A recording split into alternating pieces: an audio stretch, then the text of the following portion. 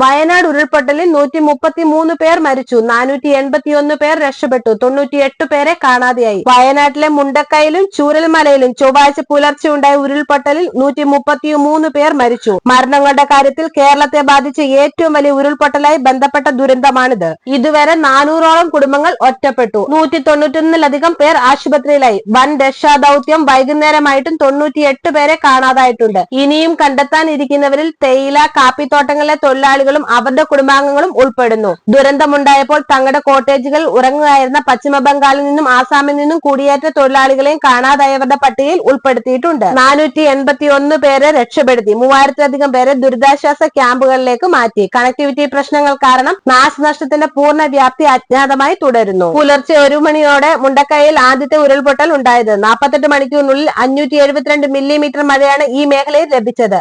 രക്ഷാപ്രവർത്തനം പുരോഗമിക്കുന്നതിനിടെയാണ് പുലർച്ചെ 4 മണിയോടെ ചൂരൽമല സ്കൂളിന് സമീപം രണ്ടാമത്തെ മണ്ണിടിച്ചിൽ ഉണ്ടാകുന്നത്. ക്യാമ്പുമായി പ്രവർത്തിക്കുന്ന സ്കൂളിലും സമീപത്തെ വീടുകളിലും കടകളിലും വെള്ളം കയറി. ഒറ്റപ്പെട്ടവരെ പുറത്തിറക്കാൻ രക്ഷാസംഘങ്ങൾ അക്ഷണം പ്രയത്നിച്ചു. ഇന്ത്യൻ കരസേനയും വ്യോമസേനയും ശ്രമങ്ങളിൽ പങ്കുചേർന്നു. ദേശീയ ദുരന്ത നിവാരണ സേന കൂടാതെ സംസ്ഥാന സർക്കാർ, പോലീസ്, ഫയർ ആൻഡ് റെസ്ക്യൂ ഡിപ്പാർട്ട്മെന്റുകളിൽ നിന്നുള്ള ദുരന്ത പ്രതികരണ ടീമുകളും ബാധിത പ്രദേശത്തിലേക്ക് വിന്യസിച്ചു. തകർന്ന വീടുകൾ, അവശിഷ്ടങ്ങളുടെ കൂമ്പാരത്തിനിടയിൽ കുടുങ്ങിക്കിടന്ന ആളുകൾ നടത്തിയ ഭ്രാന്തമായ ഫോൺ കോഡുകൾ മാരകമായ മണ്ണിടിച്ചിലിന്റെ തീവ്രത എടുത്തു കാണിക്കുന്നു. ദുരന്തത്തിന്റെ ഗൗരവം അയൽ സംസ്ഥാനമായ മലപ്പുറം ജില്ലയിൽ കിലോമീറ്ററുകൾക്കകലെ വെളിപ്പെട്ടു. അവിടെ കുറഞ്ഞത് 31 വികൃതമായ മൃതദേഹങ്ങൾ ചാലിയാർ നദിയിൽ പൊങ്ങിക്കിടക്കുന്നതായി കണ്ടെത്തി.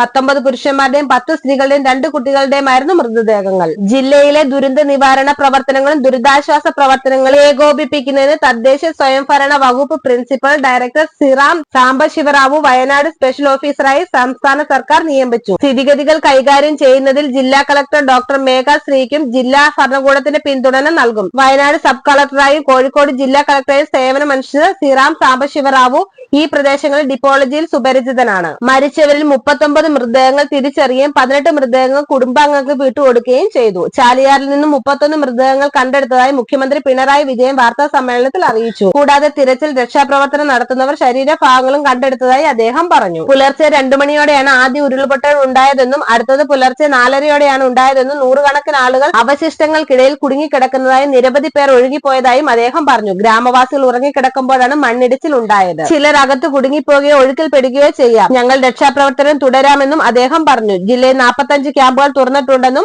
3609 പേരെ പുനരധിവസിച്ചിട്ടുണ്ടെന്നും അദ്ദേഹം പറഞ്ഞു. മുഖ്യമന്ത്രിയുടെ ദുരിതാശ്വാസ നിധിയിലേക്ക് സംഭാവനകൾ നൽകാനും ഉരുൾപൊട്ടലിന്റെ നാശനഷ്ടമുള്ളവരെ സഹായിക്കാനും ദുരന്തബാധിത പ്രദേശം പുനർനിർമ്മിക്കുന്നതിനും മുഖ്യമന്ത്രി അഭ്യർത്ഥിച്ചു. രക്ഷാദൌത്യം ഏകോപിപ്പിക്കാൻ 5 മന്ത്രിമാർ വയനാട്ടിൽ. തമിഴ്നാട് മുഖ്യമന്ത്രി MK സ്റ്റാലിൻ 5 കോടി രൂപയുടെ ദുരിതാശ്വാസ നിധി ചൊവ്വാഴ്ച പിണറായി വിജയനുമായി സംസാരിക്കുകയും രക്ഷാപ്രവർത്തനത്തിലൂടെയും ദുരിതാശ്വാസ പ്രവർത്തനങ്ങളും സംസ്ഥാനത്തിന്റെ പൂർണ്ണ പിന്തുണ ഉറപ്പു നൽകുകയും അയൽക്കാരെ സഹായിക്കാൻ ഒരു സംഘത്തെ ഉടനെ അയക്കാമെന്ന് പ്രഖ്യാപിക്കുകയും ചെയ്തു. വയനാട്ടിലെ ദുരിതാശ്വാസ പ്രവർത്തനങ്ങൾക്കായി 5 കോടി രൂപ അനുവദിക്കാനും അദ്ദേഹം അധികാരികൾക്ക് നിർദ്ദേശം നൽകി. വയനാട്ടിലെ രക്ഷാപ്രവർത്തനങ്ങളും ദുരിതാശ്വാസ പ്രവർത്തനങ്ങൾക്കും ആവശ്യമായ എല്ലാ സഹകരണവും സംസ്ഥാന സർക്കാർ നൽകുമെന്നും കർണാടക മുഖ്യമന്ത്രി സിദ്ധയ്യ പറഞ്ഞു. പ്രതികൂല കാലാവസ്ഥയെ തുടർന്ന് രാഹുൽ ഗാന്ധിയും പ്രിയങ്ക ഗാന്ധിയും സന്ദർശനം നിർത്തിവെച്ചു. നിർത്താതെ പെയ്യുന്ന മഴയും പ്രതികൂല കാലാവസ്ഥയും കാരണം ഇവർക്ക് ഇറങ്ങാൻ കഴിയില്ലെന്ന് എത്രയും വേഗം ജില്ല സന്ദർശിക്കുമെന്നും അവർ പറയുന്നു. വയനാട്ടിലെ ജനങ്ങളെ എത്രയും വേഗം ജില്ല സന്ദർശിക്കാമെന്നും ഉറപ്പു നൽകി രാഹുൽ ഗാന്ധി. അതിനിടെ സ്ഥിതിഗതികൾ സൂക്ഷ്മമായി നിരീക്ഷിക്കുകയും ആവശ്യമായ എല്ലാ സഹായവും ഞങ്ങൾ തുടരാമെന്നും പറഞ്ഞു. ഈ ദുഷ്കരമായ സമയത്ത് ഞങ്ങളുടെ ചിന്തകൾ വയനാട്ടിലെ ജനങ്ങൾക്കൊപ്പമായിരിക്കുമെന്നും അദ്ദേഹം പറഞ്ഞു. എന്റെ വയനാട്ടിലെ സഹോദരി സഹോദരന്മാർ, നാളെ വയനാട്ടിലേക്ക് വരാൻ കഴിയില്ലെങ്കിലും ഈ ദുരന്ത സമയത്ത് ഞങ്ങളുടെ ഹൃദയം നിങ്ങളോടൊപ്പമുണ്ട്. നിങ്ങൾക്ക് എല്ലാവർക്കും വേണ്ടി ഞങ്ങൾ പ്രാർത്ഥിക്കുന്നു എന്നും പ്രിയങ്ക ഗാന്ധി എക്സിന്റെ പോസ്റ്റിൽ കുറിച്ചു. കൺട്രോൾ റൂമുകൾ തുറന്നു. വയനാട്ടിലെ ഉരുൾപൊട്ടലിന്റെ പശ്ചാത്തലത്തിൽ സംസ്ഥാന ആരോഗ്യ വകുപ്പ് കൺട്രോൾ റൂമുകൾ തുറന്നു. 808608338396569383 86 എന്നീ നമ്പറുകളിലാണ് അടിയന്തര സഹായത്തിനുള്ള നമ്പറുകൾ.